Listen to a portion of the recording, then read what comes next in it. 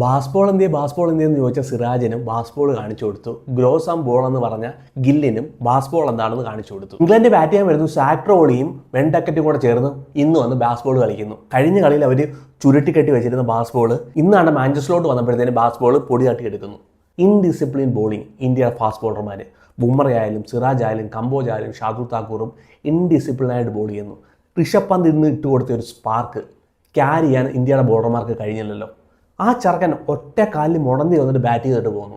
ഇനി ഞാൻ കാരണം ഒരു 10 റൺസ് ഞാൻ എടുക്കാതിരുന്നിട്ട് കാരണം ടീം തോക്കണ്ട. 350 എന്ന് പറഞ്ഞാൽ അവിടുത്തെ ഒരു മാജിക്കൽ സ്കോർ തന്നെയാണ്. 350 റൺസ് കണ്ടെത്തിയ ടീം ഇന്ന് അവരവിടെ തോറ്റിട്ടില്ല.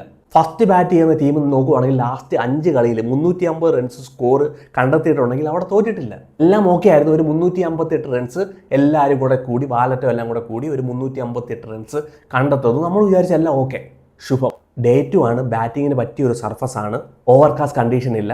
ഈസി ആയിട്ട് ബാറ്റ് ചെയ്യാൻ പറ്റും. നോക്കുവാണെങ്കിൽ ഡേ 2 ആവറേജ് സ്കോർ വന്നിട്ട് 277 നമുക്കറിയാം അല്പമെങ്കിലും സ്കോർ കണ്ടെത്തും, അവർ സ്കോർ എടുക്കും, നമുക്കറിയായിരുന്നു. പക്ഷേ എടുത്ത സ്കോർ നോക്കിക്കേ, 31 ഇംഗ്ലണ്ട് അടിച്ചത്. ഇന്ത്യ 1.5 ദിവസം ബാറ്റ് ചെയ്തപ്പോൾ ഇന്ത്യ അടിച്ച 37 അവിടെ തന്നെ ഡിഫറൻസ് നോക്കിക്കേ. ഇന്ത്യയുടെ ബോളർമാർക്ക് ലൈനും ഇല്ല, ലെങ്തും ഇല്ലാതായിപ്പോയി. എവിടെ ഇത് തുടങ്ങുന്നത്? ബുംറ വരുന്നു, മനോഹരമായിട്ട് ബോൾ ചെയ്യുന്നു, ഫസ്റ്റ് ഓവർ സൂപ്പറായിട്ട് ബോൾ ചെയ്യുന്നു. പക്ഷേ സ്പേസ് ഇല്ലായിരുന്നു. 135 സ്പീഡിലാണ് ബുംറ എറിയുന്നത്. 140 പോയില്ല. എന്നാലും നല്ല രീതിയിൽ സാക്ട്രോളിയെ അവിടെ സ്ട്രഗിൾ ചെയ്യിക്കാൻ ബുംറയ്ക്കായി. രണ്ടാമത്തെ ഓവർ എറിയാൻ വരുന്നു കമ്പോജ്. ഡെബ്യൂട്ടാണ്. ഡൂക്സ് ബോൾ അധികമായിട്ട് ബോൾ ചെയ്തിട്ടുണ്ടായിരിക്കത്തില്ല. ഒരു ഇൻ്റർനാഷണൽ മത്സരം കളിക്കുന്നതിൻ്റെ ടെൻഷൻ എല്ലാം സംഭവിക്കുന്നു. ബോൾ ചെയ്യാൻ വരുന്നു, ഓൺ സൈഡിൽ ബോൾ ഇട്ട് കൊടുക്കുന്നു. 4 3 ബോൾ ഒരേപോലെ ഓൺ സൈഡിൽ ഇട്ട് കൊടുക്കുന്നു കാലിന്. അവർ ഫ്ലിക്ക് ചെയ്ത് വെൻഡക്കറ്റ് ഫ്ലിക്ക് ചെയ്ത് ബൗണ്ടറി എടുക്കുന്നു. അവിടുന്ന് പ്രഷർ വരുന്നു. ആ പ്രഷർ ബുംറയുടെ മണ്ടയിലോട്ട് വരുന്നു. ബുംറയെ റൺസ് ലീക്ക് ചെയ്യുന്നു. സിറാജ് വരുന്നു, റൺസ് ലീക്ക് ചെയ്യുന്നു. ഷാദുൽ താക്കൂർ വരുന്നു, റൺസ് ലീക്ക് ചെയ്യുന്നു. നോക്കുവാണെങ്കിൽ ഇംഗ്ലണ്ട് എന്താണ് വേണ്ടത്? ഫീൽഡ് പൊട്ടിക്കണമായിരുന്നു. ശുഭൻ ഗില്ലിന് ടെൻഷൻ കൂടി ഫീൽഡെല്ലാം കൂടെ പൊട്ടിച്ചു. ഇപ്പം നോക്കുവാണെങ്കിൽ ഇംഗ്ലണ്ട് 225 2 വിക്കറ്റ് പോകുന്നു. 133 റൺസ് അവർ പുറയിലാണ്. വെറും 133 റൺസ് പുറയിലാണ്. ഇനി 8 പേര് ബാറ്റ് ചെയ്യാനുണ്ട്. 9 വരെ അവർക്ക് ബാറ്റിംഗ് ഉണ്ടെന്ന് ഓർക്കണം. അവിടെ നിന്നാണ് ഇത് സംഭവിച്ചത്. ഇൻഡിസിപ്ലിൻ ആയിട്ടുള്ള ബോളിങ്. നമ്മൾ പ്രശസ്ത് കൃഷ്ണയൊക്കെ കളിയാക്കുമായിരുന്നല്ലോ, ഒരേ ചാനൽ തന്നെ ബോൾ ഹിറ്റ് ചെയ്ത് എറിയാൻ കഴിയുന്നില്ലെന്ന്. ബുംറയ്ക്ക് എറിയാൻ കഴിയുന്നില്ല, സിറാജിന് എറിയാൻ കഴിയുന്നില്ല, ഷാദുൽ താക്കൂറിന് എറിയാൻ കഴിയുന്നില്ല, കമ്പോജിന് എറിയാൻ കഴിയുന്നില്ല. ഇന്ന് ഏറ്റവും കൂടുതൽ ബൗണ്ടറി അടങ്ങിയത് എവിടെയാണ്? ഇന്ത്യയുടെ ബോളർമാർ ഓൺ സൈഡിൽ. നിങ്ങൾ കളി കണ്ടവർക്ക് മനസ്സിലായി കാണും. കാലിലിട്ട് കൊടുക്കും, എല്ലാം കാലിലിട്ട് കൊടുക്കുന്ന അവർ ഈസി ആയിട്ട് ഫ്ലിക്ക് ചെയ്ത് ബൗണ്ടറി കണ്ടെത്തുന്നു. അവർക്ക് എന്തായിരുന്നോ വേണ്ടത് അതുപോലെ ബോൾ ഇട്ട് കൊടുക്കുന്നു. അവർ സ്കോർ കണ്ടെത്തുന്നു. അവർ നോക്കിയപ്പോഴത്തേന് ദാണ്ടട green surface, uneven bounce, Bumrah, Siraj അവരും ഇതിലും വലുത് എന്നാണ് പ്രതീക്ഷിച്ചിട്ടാണ് വന്നത്. നോക്കുവാണെങ്കിൽ ഫ്രീ ആയിട്ട് സെക്കൻഡ് ഓവർ മുതലേ ഇന്ത്യയുടെ കയ്യിൽ നിന്ന് കളി പോയി. ആ ഒരു പ്രഷർ കമ്പോജിനെ അവിടെ കുറ്റം പറയുന്നൊന്നുമില്ല. കമ്പോജ് ഒരു പുതുമുഖമാണ്, ഇൻ്റർനാഷണൽ മത്സരം കളിക്കുന്ന ടെൻഷൻ എല്ലാം കാണും. പക്ഷേ അവിടുന്ന് കളി പോയി. പിന്നെ നോക്കുവാണെങ്കിൽ എല്ലാവരും, കമ്പോജിനെ മാത്രം പറയുന്നില്ല, സിറാജിൻ്റെ ലൈനില്ലായിരുന്നു. ഷാദുൽ താക്കൂറിൻ്റെ എക്കണോമി നോക്കുവാണെങ്കിൽ 7, ബുംറയുടെ ഒഴിച്ച് ബാക്കി എല്ലാവരുടെയും എക്കണോമി നോക്കുവാണെങ്കിൽ 5 മേളിൽ. നമ്മുടെ ബോളർമാർക്ക് ഒരു പ്ലാനും ഇല്ലായിരുന്നു. വന്ന് വാരി വലിച്ച് ബോൾ എറിഞ്ഞിട്ട് പോയി. ഷോർട്ട് ബോൾ എറിയുന്നു, ഫുൾ ലെങ്ത് ഡെലിവറി എറിയുന്നു, ഓൺ സൈഡിൽ ബോൾ എറിയുന്നു, ഔട്ട് സൈഡ് ഓഫ് സ്റ്റമ്പിൽ ബോൾ എറിയുന്നു. ഒരു രീതിയിലുള്ള പ്ലാനും ഇല്ലായിരുന്നു. വന്ന് വാരി വലിച്ച് ബോൾ എറിഞ്ഞിട്ട് പോയി. എന്തോ ഭാഗ്യത്തിന് 200 പിടിച്ചു നിർത്താൻ കഴിഞ്ഞു. സാക്ട്രോളിയുടെയും ബെൻഡക്കറ്റിൻ്റെ 100 പിടിച്ചു നിർത്താൻ മാത്രമേ നമുക്ക് കഴിഞ്ഞുള്ളൂ. അവിടെ വരുന്നു കമ്പോജ് വന്നിട്ട് ബെൻഡക്കറ്റിനെ പറഞ്ഞു വിടുന്നു. രവീന്ദ്ര ജഡേജ വന്നിട്ട് സാക്ട്രോളിയും പറഞ്ഞു വിടുന്നു. 100 നിന്ന് ഇന്ത്യ രക്ഷിച്ചു. അല്ലെങ്കിൽ രണ്ടുപേരും കൂടെ ചേർന്ന് 100 എടുത്തേനെ. 165 റൺസിൻ്റെ ഓപ്പണിംഗ് പാർട്ണർഷിപ്പ് ഉണ്ടാക്കുന്നു. ഡേ 2 ബാറ്റിങ്ങിന് പറ്റിയ ഒരു പിച്ചാണ്. 277 ആവറേജ് സ്കോർ. ഡേ 3 വരുവാണെങ്കിൽ average score 222. Day 4 average score 169. നാളെ നോക്കുവാണെങ്കിൽ നാളെ ഇവർക്ക് നാളെയും ബാറ്റിങ്ങിന് പറ്റിയ ഒരു സർഫസ് തന്നെ.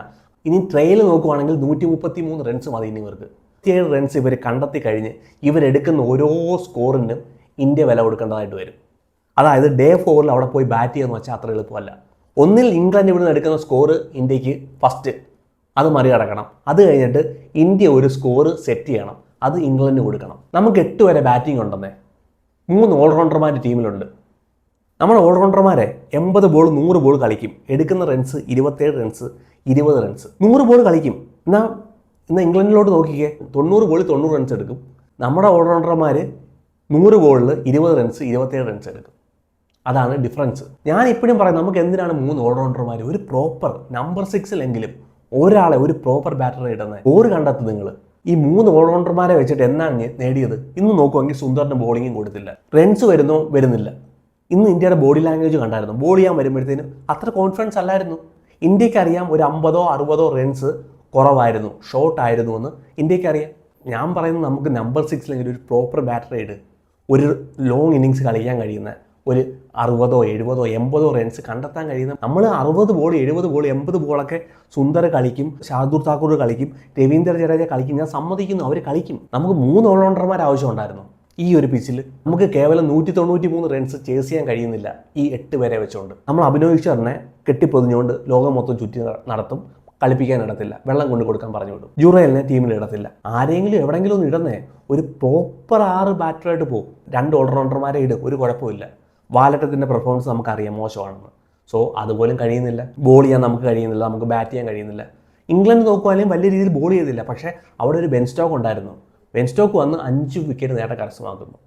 ആദ്യമായിട്ടാണ് ഈ സീരീസിൽ ഇംഗ്ലണ്ടിൻ്റെ ഒരു പ്ലെയർ വന്നിട്ട് 5 വിക്കറ്റ് എടുക്കുന്നത്. ഇന്ത്യക്കാരെടുത്തു.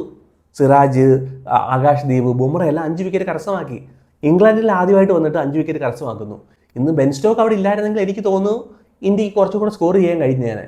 നമുക്ക് ബെൻ സ്റ്റോക്കിനെ കൈകാര്യം ചെയ്യാൻ കഴിയുന്നില്ല, ബെൻ സ്റ്റോക്കിനെ കളിക്കാൻ കഴിയുന്നില്ല. ഇന്ത്യ വേഴ്സസ് ബെൻ സ്റ്റോക്കാണ് കളി നടന്നുകൊണ്ടിരിക്കുന്നത്.